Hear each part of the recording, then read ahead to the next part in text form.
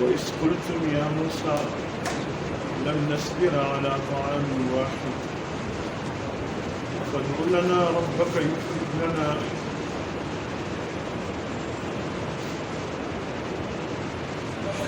میرے محترم دوستو،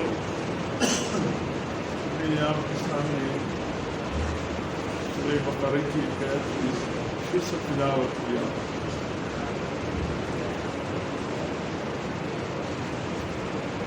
اللہ پاک نے اس آیت میں یہودیوں کے حوالے سے ذکر فرمایا۔ یہودی بڑے بد نصیب تھے،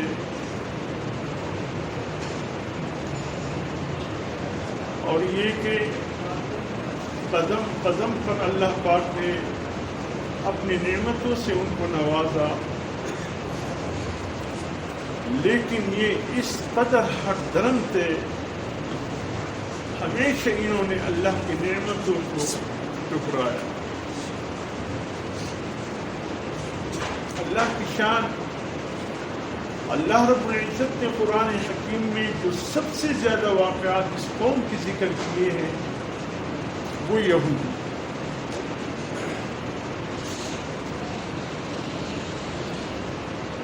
اور یہ وہ قوم ہے، اللہ نے بادشاہت میں بھی اس قوم کو عروج دی، نبوت و رسالت میں بھی اللہ پاک نے ان کو عروج عطا فرمایا، لیکن اس قدر نافرمان ہونا تو یہ چاہیے تھا کہ اللہ پاک کی ان نعمتوں کی قدردانی کرتے ہوئے یہ اللہ کے سب سے زیادہ برگزیدہ بندے بن جاتے، نیک بندے بن جاتے، لیکن ایسا نہیں۔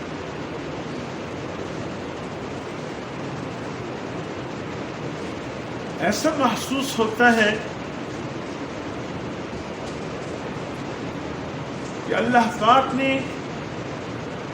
اس یہودیت قوم کی جو تذکرہ سب سے زیادہ قرآن میں فرمایا ہمارے سامنے، کہ خیال کرنا امت مسلمہ کہیں تم یہودیوں کی پیروی کرنے نہ لگ جاتے، لیکن محسوس ہوتا ہے ہم نے بھی اسی راستے کو اپنا لیا جو راستہ یہودیوں نے اپنایا۔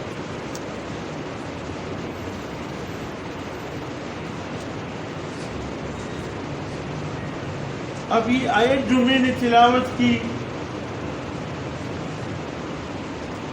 اس آیت کا تعلق وادی تیہ کے ساتھ ہے، وہ مقام جہاں اللہ پاک نے بنی اسرائیل کو لا کر کچھ وقت کے لیے بسا۔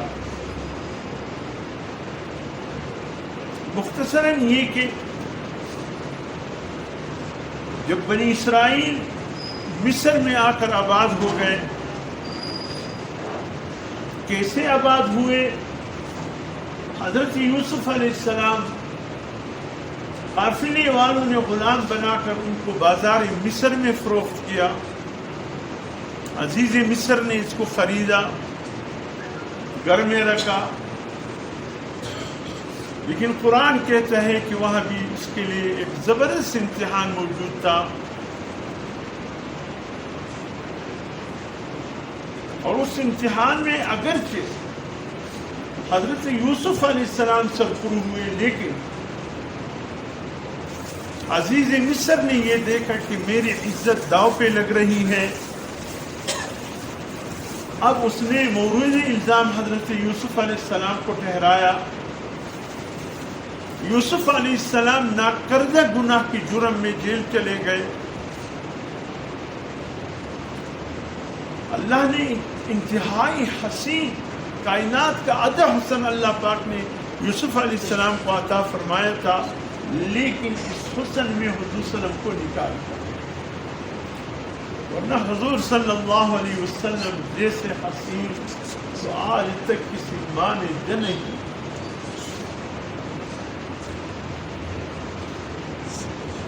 بہرحال مختصراً یہ کہ طویل واقعات اللہ پاک نے ایسا وقت بھی لایا کہ آپ کے ایک خواب کی تعبیر جو بادشاہ نے لکھی تھی، اس کی بہترین تعبیر جب آپ نے دی وقت کے بادشاہ کو، آپ کا یہ تعبیر اس قدر پسند آیا کہ جیل سے آپ کے لیے احکامات جاری ہو گئے کہ ان کو نکال کر ادھر لاؤ۔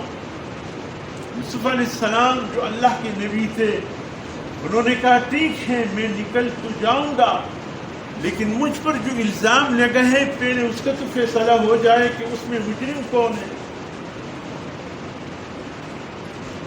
ایسا نہ ہو کہ مجھے نکال کر کے اپنے قریبی کوئی اہم عہدہ دے دو، لوگ کہیں گے یہی وہ یوسف ہے جس پہ الزام لگا تھا اور اس الزام میں یہ جیل چلے گئے، لوگ تو پھر مجھ پر انگلی اٹھائیں گے۔ میں مجھ پر بات تو کروں کہ وہ الزام سچا ہے کہ جھوٹا ہے۔ سبحان اللہ۔ بادشاہ نے تحقیق کی، پتہ چلا کہ وہ الزام 100% جھوٹا ہے اور حضرت یوسف علیہ السلام کو باعزت بری کیا جاتا ہے۔ اللہ نے تخت مصر پر بٹھایا۔ آپ کا تخت مصر پر بیٹھنا بنی اسرائیل کی کنعان اور فلسطین سے مصر منتقل ہونے یہ ذریعہ بنا۔ بننے سے پہلے بنی اسرائیلی بس ایک کنعان تک محدود تھے۔ یوسف علیہ السلام جو تخت سے تاج تک، جیل سے تاج یعنی بادشاہت تک پہنچ گئے، تو اس پر انہوں نے لکھ بھیجا اپنے والد کو، بھائیوں کو، بما اپنے بچوں کے یہاں مصر آ جائے۔ یہاں جو ہے مصر یہ منتقل ہو گئے، تو قبطیوں کے، فرعون کے غلامیوں میں مبتلا ہو گئے، چیخ و پکار اللہ سے کرنے لگے۔ اللہ پاک نے ان کے یعنی اس آفت مصیبت سے نکالنے کے لیے اللہ پاک نے حضرت موسیٰ علیہ السلام کو انہیں مبعوث فرمایا۔ موسیٰ علیہ السلام آئے، قبطیوں کو بھی سمجھایا، اپنوں کو بھی سمجھایا۔ اپنے تو سمجھ گئے، قبطی نہ سمجھے۔ اللہ کا حکم ہوئے ایک رات آپ بنی اسرائیل کو لے کر نکل گئے، لیکن تاکہ قبطیوں کو پتہ نہ چلے، آپ نے اپنے بنی اسرائیلیوں سے کہا سب سے زیورات مستعار لے لو کہ ہم نے شاید کی ایک تقریب میں جانے اور واپس کر دیں گے تمہیں، تاکہ کسی کو شک نہ گزرے۔ وہ بھی مستعار لیے، لیکن فرعون کو رات گئے پتہ چلا کہ بنی اسرائیل موسیٰ علیہ السلام کی شہادت میں جو وہ 12 بھائی ایک والد یعقوب علیہ السلام تھے، ان کی اولاد موسیٰ علیہ السلام کے وقت میں 5,70,000 ان کی تعداد ہو چکی تھی۔ ان کو لے کر روانہ ہوئے بحر قلزم کی طرف۔ فرعون اس کے لشکر ان کے پیچھے ہوا۔ بہرحال اللہ نے موسیٰ علیہ السلام آپ کے ماننے والوں کو پار کرایا، فرعون کو بما اللہ لشکر کے غرق۔ وادی تھی میں آ کر اللہ پاک نے فرمایا اے موسیٰ اپنے ماننے والوں کو لے کر ملک شام چلے جاؤ۔ ملک شام میں قوم عمالقہ جو قد کے بڑے قداور شخصیتیں تھے، اس کی قوت سے خائف ہو کر بنی اسرائیلیوں نے جانے سے انکار کرتے ہوئے کہا یا موسیٰ اذهب انت وربک فقاتلا انا ہاہنا قاعدون۔ اے موسیٰ ہماری طاقت نہیں ہے ہم قوم عمالقہ سے لڑے، آپ اور آپ کا خدا جائیں وہاں لڑے، ہم یہی پر رہیں۔ اللہ نے احسان کیا، فرعون کو غرق کر کے ان کو خیریت سے پار کرایا۔ اس اللہ کا شکر ادا کرنا چاہیے تھا کہ ناشکری کرنی چاہیے۔ اللہ نے کہا مصر بھی تمہارا، شام جاؤ وہ بھی تمہارا، کہتے نہیں ہم نہیں۔ موسیٰ علیہ السلام نے کہا یا اللہ لا املک الا نفسی واخی فافرق بیننا وبین القوم الفاسقین۔ اے اللہ میں اپنے اور اپنے بھائی ہارون کی جان کا اختیار رکھتا ہوں کہ ہم دونوں تیرے حکم پر عمل کرنے کے لیے چلے جائیں گے، لیکن اس بنی اسرائیل کے یا اللہ بڑے ہر دھرم ہے، اتنے احسان ہونے کے باوجود اتنی نافرمان۔ اللہ نے کہا اے موسیٰ ٹھیک ہے، ہم نے اس وادی میں ان لوگوں کو قید کر دیا، بغیر ہتھ کڑی، بغیر پولیس، بغیر فوج، بغیر کوئی اور ذریعہ کے اللہ نے وادی تیہ کو جیل بنا دیا۔ حضور صلی اللہ علیہ وسلم فرماتے ہیں صبح سورج نکلنے کے بعد یہ نکلتے تھے کہ آؤ شام تک ہم کہیں نہ کہیں پہنچ جائیں گے، اور جب روانہ ہوتے تھک جاتے چلتے چلتے، پھر عصر کو ایک جگہ ٹھہر کر کہتے اب یہاں سے کل سفر کریں گے۔ حیرت ہوتی یہ تو صبح ہم جہاں گئے تھے ادھر پہنچ گئے۔ دنیا گول ہے، زمین ان پر گول ہو گئی، نکلتے تھے نکل نہیں سکتے۔ بہرحال اس وادی تھی میں اللہ نے ہر نعمت، لیکن انہوں نے آخرکار نعمت من و سلوا، پانی ایک چھوٹا سا پتھر، 12 اس کے اندر سوراخ تھے، 12 قبیلے تھے، موسیٰ علیہ السلام ہلکے سے اس پر اپنی ڈنڈی مان لیتے، 12 چشمے پھوٹ پڑتے، ایسا نہیں کوئی چٹان ہوتا تھا، نہیں، چھوٹا سا اتنے پتھر تھا، پانی مفت مل رہا تھا، نہ واسا کی بلوں کی کوئی جھنجھٹ، نہ ٹینکروں کی کوئی جھنجھٹ، نہ پانی بند ہو گیا کھل گیا، جب بھی ضرورت ہے موسیٰ علیہ السلام لاٹھی مارتے چشمے پھوٹ پڑتے۔ کھانے کے لیے اللہ پاک نے من اور سلوا بٹیر، فجر کے بعد اس کے غول آ جاتے۔ اللہ نے فرمایا دیکھنا جتنے آج کی ضرورت ہے اتنے بٹیروں کو شکار کر لو، کل کے لیے مت رکھو۔ لیونی تچا ویلی ڈبر مغر زوالی ونی وسن آتا خیال، اللہ نے کہا بھائی بٹیروں لے لو، کل کے لیے مت رکھو، شوس مخیال تو ادھر سبا دفعہ شیٹ سکتے کل کے لیے رکھتے کیا ہوتا ہے۔ حضور صلی اللہ علیہ وسلم فرماتے ہیں اس وقت تک کھانا اگر کوئی پکا کر باقی رکھتا بغیر فریج اور فریزر کے 1 مہینے کے لیے بھی وہ کھانا محفوظ ہوتا، لیکن جب ان بدبختوں نے ہرس کی، اللہ نے کہا کل کے لیے مت رکھو، جس ذات نے آج دیا ہے کل بھی وہ دے گا، حریص بن گئے۔ جب حریص بن گئے وہ جو کل کے لیے رکھا صبح سویرے اس میں بدبو پیدا ہو گیا، اس کے بعد سے اب کھانے میں بدبو ہو جاتی، اس سے پہلے بدبو نہیں۔ اللہ نے یہ 2 نعمتیں دی، کوئی کھانے کا بل نہیں تھا، کوئی کسی قسم کی تکلیفیں نہیں تھی، ہر ایک کے خیموں کے پاس پرندے بھی پہنچ جاتے تھے، سلوا بھی پہنچ جاتا تھا، صبح سویرے برف کی مانند یہ برستا، اور ہر ایک کے خانے کے سامنے جو ہے وہ جمع ہو جاتا۔ سبحان اللہ۔ میرے محترم دوستو، آخر کار ایک دن موسیٰ علیہ السلام سے کہنے لگے اے موسیٰ، ہم ایک قسم کی کھانا کھا کر تک گئے ہیں، ہمیں پیاز دو، ہمیں دالیں دو، ہمیں کیڑے دو، یہ چیز۔ اللہ پاک نے فرمایا تستبدلون الذی هو ادنی بالذی هو خیر، تم یہ خیر اچھی چیزوں کو چھوڑ کر یہ چیزیں مانگتے ہو۔ اہبطوا مصرا، 40 سال ہو گئے تھے اے موسیٰ علیہ السلام اب نہیں تھے، اس وقت تک شمعون اور یوحنا ابن کالب تھے، ان کے خیال تھا ان کو لے جاؤ اب شام کی طرف، جو یہ مانگتے ہیں وہاں مل جائے گی، لیکن بدنصیبو ہو اچھا کھانے کو چھوڑ کر تم کمزور چیز کی تلاش۔ اللہ نے ہمیں یہ واقعہ سنایا، اے مسلمانوں کہیں تم بنی اسرائیل کی طرح نہ بن جاؤ۔ اکابر فرماتے ہیں صبح سویرے جب اٹھ جاؤ فجر کی نماز پڑھو، کچھ دیر اللہ کا قرآن کی تلاوت کرو۔ ہم ایسا کرتے ہیں کہ صبح سویرے اخبار پڑھتے ہیں، جو رحمت کا وقت ہے اس میں اخبار پڑھتے ہیں یا تلاوت کرتے ہیں۔ ویجو پکور کی سپیریانان دی کچھ دی تو پخپل اگٹ پیرینے قرآن تلاوت نستا، ذکر نستا، کوخ بتگئی نظارہ پیش کرو، اپنی گھروں کو قرآن کی تلاوت سے مالا مال کرو۔ خدا را اگر ہم بھی اس روش پر چلے جس پر بنی اسرائیل، تو گویا ہم خیر کی چیز چھوڑ کر ہم بے خیری کی طرف۔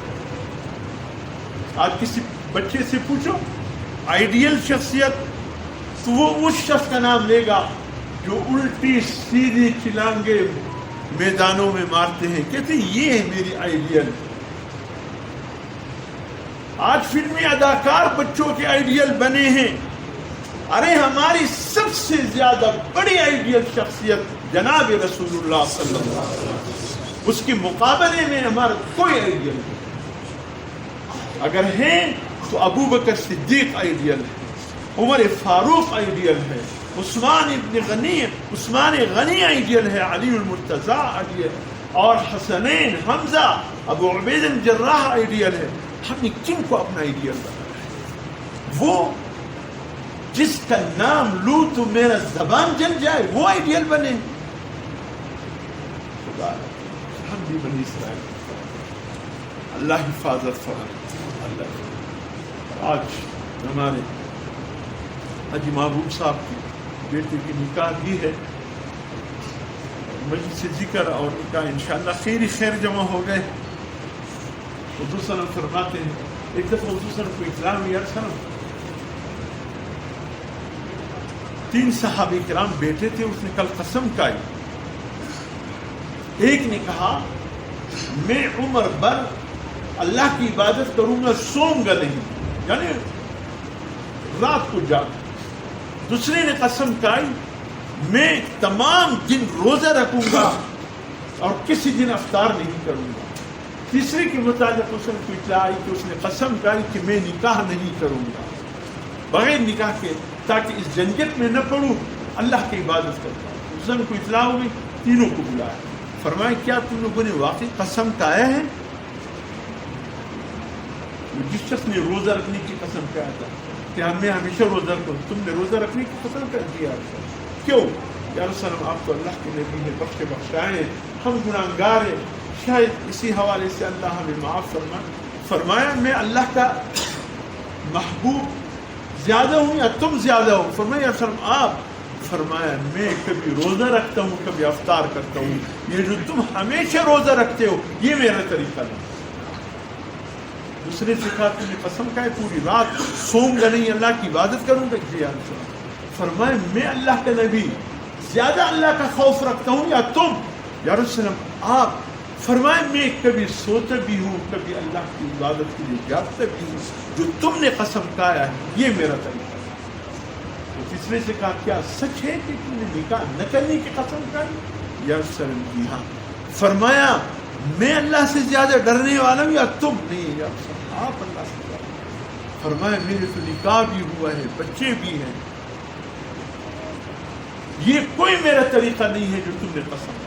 پھر حضور سے فرمایا ان نکاح من سنتی. اس موقع پر فرمایا دیکھو نکاح میرا طریقہ ہے، اور جو میرے طریقے سے ہٹ کر زندگی گزارے گا وہ میری امت میں سے نہیں. یہاں بھی ایک بات کرو، علماء نے لکھا ہے نکاح کے 5 اقسام ہیں، 5. ایک ہے نکاح فرض، ایک ہے نکاح واجب توجہ، ایک ہے نکاح مسنون، ایک ہے نکاح مکروہ، ایک ہے نکاح حرام. 5 اقسام. نکاح فرض کون سا ہے؟